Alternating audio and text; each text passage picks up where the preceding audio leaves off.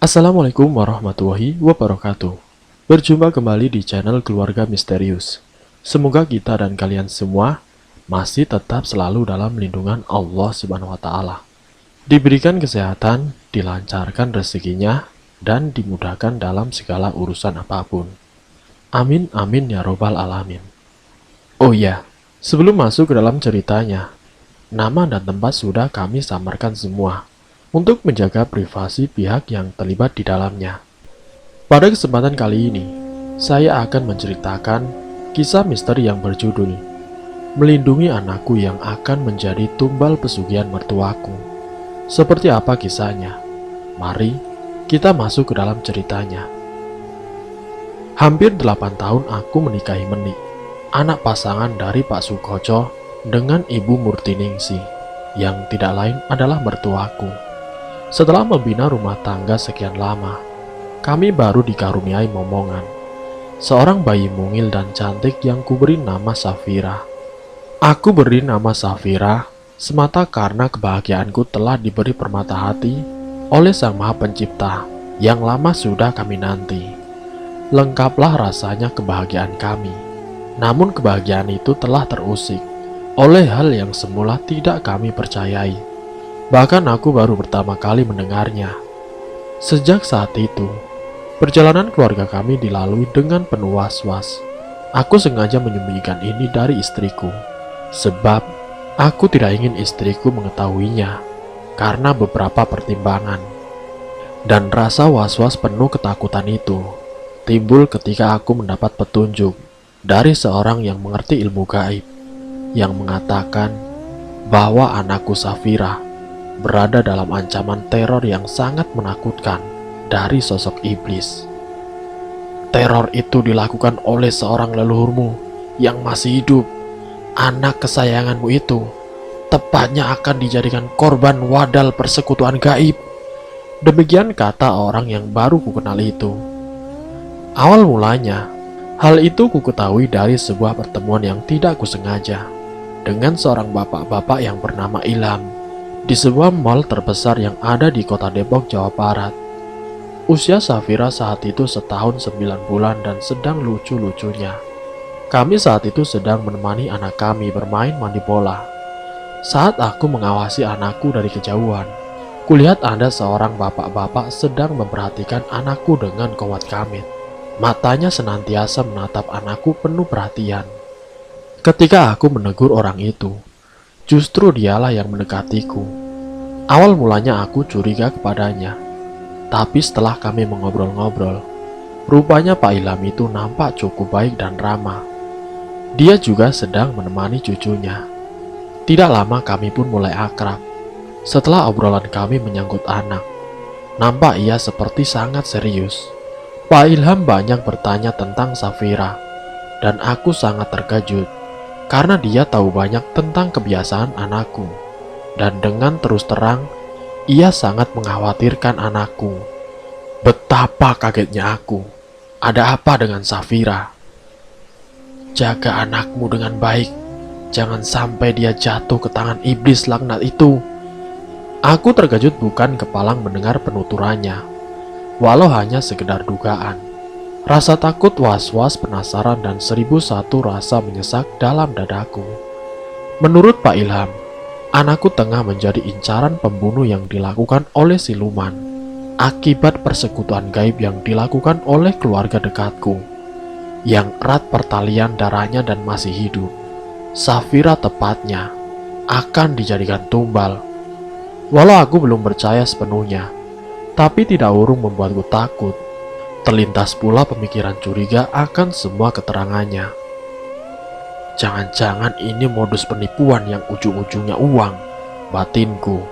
Tapi hal ini tertepis ketika ia tahu semua kebiasaan juga benda-benda yang disukai Safira.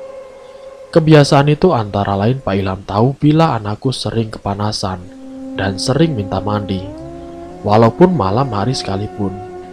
Juga Pak Ilham tahu ada tanda bercak putih sejak lahir sebesar kuku di tengkuk dan telinga Safira. Menurutnya itu sebagian tanda bahwa Safira akan diambil tumbal oleh si iblis laknat.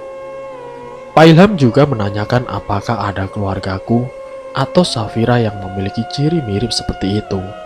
Setelah kupikir sejenak, aku jadi ingat mertuaku, Pak Sukoco.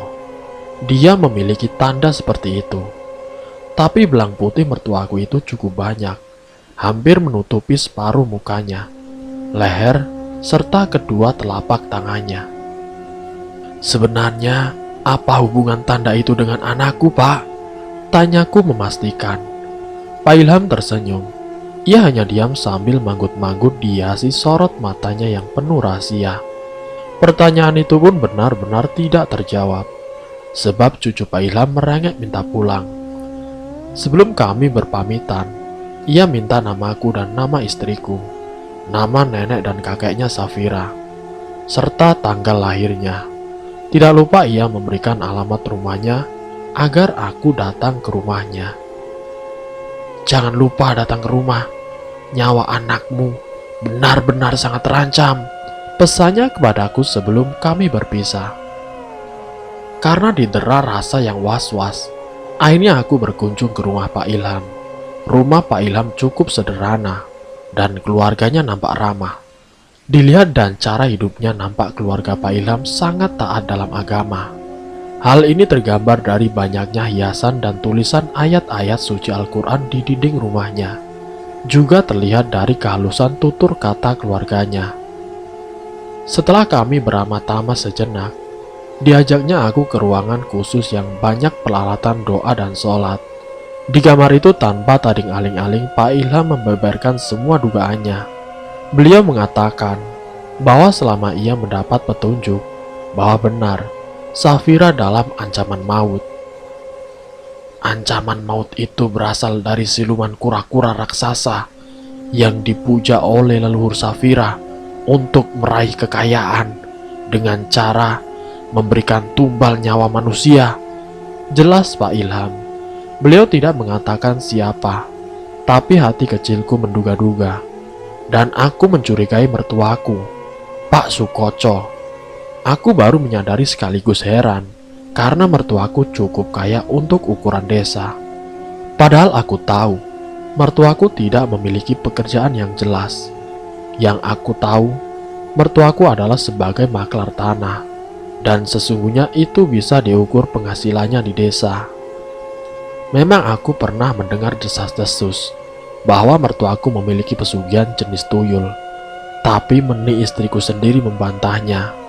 Katanya itu hanya fitnah orang kampung yang iri dan jangan digubris. Begitulah kehidupan di desa.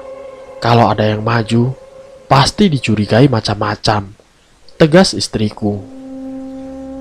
Sebelum menikah aku memang tidak tahu betul kehidupan keluarga istriku. Kami bertemu di Jakarta. Setelah menikah kami hanya setahun sekali pulang ke kampung. Karena itu aku tidak tahu banyak keluarganya selain dari keterangan Meni sendiri dan belang putih di tubuh mertuaku itu. Selama ini aku kira hanya akibat pengaruh zat mercuri pada air tanah bertahun lamanya yang bersifat medis. Saya ingin menolongmu, juga anakmu, karena saya tidak tega pada anak yang tidak berdosa. Safira anakmu tidak seharusnya menjadi tumbal, kata Pak Ilham. Beliau terus terang mengatakan pula bahwa ia tidak sanggup sendirian membentengi Safira.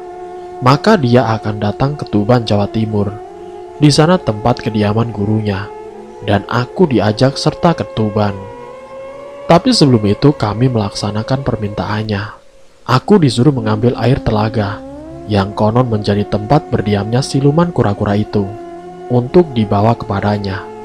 Aku juga sekaligus ditugaskan mencari keterangan agar tindakannya benar. Hari itu, sebelum aku mohon pamit, aku diberinya sebuah botol yang di dalamnya terdapat gulungan kain putih. Tanamlah botol ini di halaman rumahmu, pinta Pak Ilham. Baik Pak, ujarku sambil mencium tangannya sebagai tanda hormat dan takzim. Aku pun mulai melakukan penyelidikan tentang mertuaku. Aku mohon pamit pada Menit dengan alasan akan keluar kota dalam rangka RUPS perusahaan tempatku bekerja selama seminggu. Aku terpaksa berbohong kepada istriku dengan harapan dia tidak mengetahui rencanaku, karena ini menyangkut keluarganya. Sesungguhnya aku pergi ke Jawa Tengah ke sebuah tempat menurut petunjuk Pak Ilham. Beda kabupaten dengan asal istriku.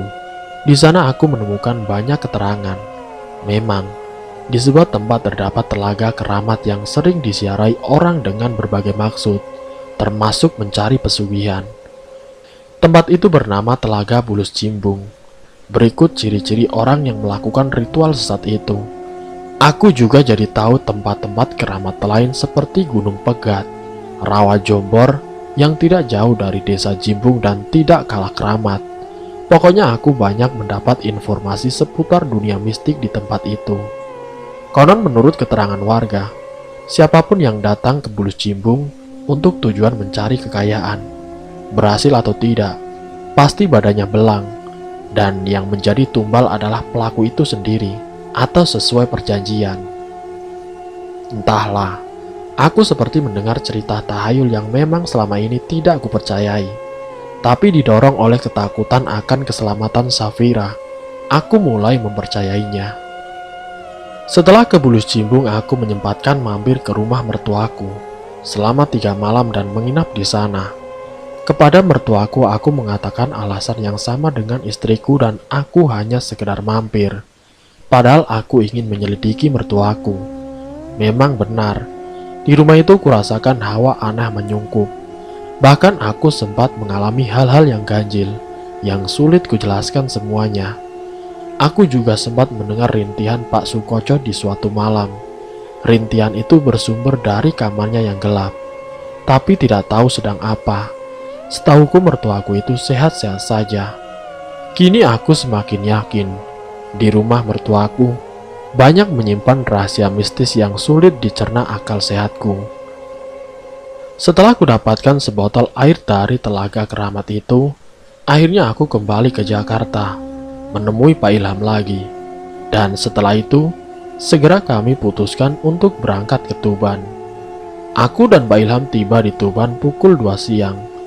Setelah menumpang ojek cukup jauh, tibalah kami di sebuah rumah sederhana milik seorang kiai sepuh, guru Pak Ilham, yang tidak bisa kami sebutkan namanya atas permintaan dari Pak Ilham. Guru Pak Ilham itu ternyata adalah seorang lelaki renta, namun nampak religius dan senantiasa berwirid. Tasbih kecil tidak lepas dari tangan kanannya, serta mulutnya senantiasa komat kamit memuji kebesaran ilahi. Saat malam tiba, kami mulai melakukan ritual. Kami bertiga berada di kamar gelap dan melakukan beberapa sholat khusus, serta membaca doa-doa. Setelah itu aku diminta Pak Kiai terus-menerus membaca sholawat serta memejamkan mata.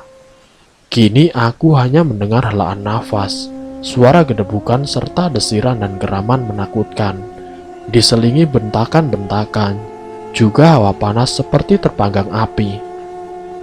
Setelah lampu teplok dinyalakan oleh Pak Ilham, aku terkejut. Guru Pak Ilham itu sudah tidak ada di dalam kamar. Dia pergi entah kemana. Saat kutanyakan, Pak Ilham hanya tersenyum dan segera mengemasi barang-barangnya. Beliau segera mengajakku pulang ke Jakarta. Tengah malam itu juga. Aku ingin bertanya banyak, namun dengan isyarat tertentu, aku dimintanya untuk diam. Dengan segendi air kami segera kembali ke Jakarta. Pada mulanya kesulitan mendapatkan angkutan umum. Setelah kami berjalan sejauh kurang lebih 3 km, akhirnya kami mendapatkan mobil yang kami sewa ke Jakarta. Kami pulang tanpa berhenti, karena hal itu dilarang oleh Pak Ilham, walau hanya sekedar buang air kecil sekalipun. Di perjalanan itulah Pak Ilham kemudian menjelaskan semuanya. Memang benar, mertuamu itu bersekutu dengan siluman kura-kura Bulus Cimbung, dan yang menjadi tumbalnya adalah mertuamu sendiri dan 1 orang setiap generasinya. Hal itu disepakati dengan siluman itu agar kekayaannya langgeng hingga ke anak cucunya kelak. Jelas Pak Ilham. Kini aku jadi teringat akan kematian adik iparku yang mati ketika usianya baru beberapa tahun, dan kematiannya sangat misterius. Adik iparku juga memiliki bercak putih di wajahnya, Kini aku menjadi teringat Safira. Aku hampir menangis. Aku berdoa dengan air mata menetes agar mobil cepat tiba di Jakarta. Aku sungguh sangat ketakutan. Menurut Pak Ilham, ia dan gurunya hanya sekedar berusaha memutus perjanjian gaib antara Pak Sukojo dengan siluman kura-kura itu, agar tidak terjadi tumbal berikutnya. Dan lenyapnya sosok gurunya itu berhubungan dengan usahanya demi keselamatan Safira, serta generasi berikutnya. Mari, kita berdoa untuk keselamatan guru saya. Semoga Allah melindungi kita semua, pinta Pak Ilham. Ya Tuhan, kini aku benar-benar menyadari betapa mulianya hati Pak Ilham dan gurunya itu. Entah dengan apa aku bisa membalasnya, gumamku dalam hati. Setibanya di Jakarta, aku benar-benar panik. Ternyata Safira sakit panas tinggi sekali. Sudah ke dokter, tapi obat dokter seperti tidak ada pengaruhnya. Safira menggigil hebat serta mengigau. Vira ingin pulang, Pak. Vira ingin pulang, Pak. Rintinya berulang-ulang. Hatiku semakin miris. Tidak menunggu lebih lama, aku mengambil sedikit air kendi, dan sisanya kami siramkan ke sekujur tubuh Safira. Saat disiramkan, Safira menjerit yang suaranya baru kali ini kudengar, seperti bukan suara Safira. Sedangkan Pak Ilham terus membaca doa. Setelah itu Safira tertidur dan panasnya berangsur-angsur turun. Belum genap seminggu atas kesembuhan Safira, aku mendengar kabar kematian Pak Sukoco mertuaku. Aku dan Menik terpaksa pulang kampung, tapi Safira sengaja tidak kuajak, meski istriku protes. Hal ini memang dilarang oleh Pak Ilham. Saat jenazah mertuaku dimandikan, kulihat keganjilan di tubuh mertuaku. Selain badannya belang, juga di punggungnya terdapat sisik tebal mirip kulit buaya, memanjang hampir ke pinggul. Terbukti sudah, mertuaku adalah pengabdi siluman bulus cimbung. Menurut Pak Ilham, kematian mertuaku terjadi karena siluman kura-kura itu murka, tidak mendapat tumbalnya, sehingga memakan tuannya sendiri. Sejak kematian Pak Sukoco, tidak lama kemudian, sedikit demi sedikit, kekayaannya habis sama sekali. Bahkan ibu mertuaku kini harus ikut dengan kami. Kini, Safira telah tumbuh menjadi gadis kecil yang cantik jelita, permata hatiku, tumpuan harapan masa depan kami berdua. Belang di tengkuk dan telinganya pun telah hilang, dan kebiasaan anehnya yang sering minta mandi tengah malam pun sudah tidak ada lagi. Dan selesai. Itulah kisah misteri yang berjudul Melindungi Anakku yang akan dijadikan tumbal pesugihan mertuaku. Semoga dari kisah ini kita dapat mengambil hikmah dan pelajarannya, ambil sisi baiknya, dan buang jauh-jauh sisi buruknya. Terima kasih untuk kalian yang sudah mampir di channel kami. Jika kalian tertarik dengan video kami, silahkan tekan tombol like, share, dan komen. Tekan subscribe untuk mengikuti video kami yang selanjutnya. Wassalamualaikum warahmatullahi wabarakatuh.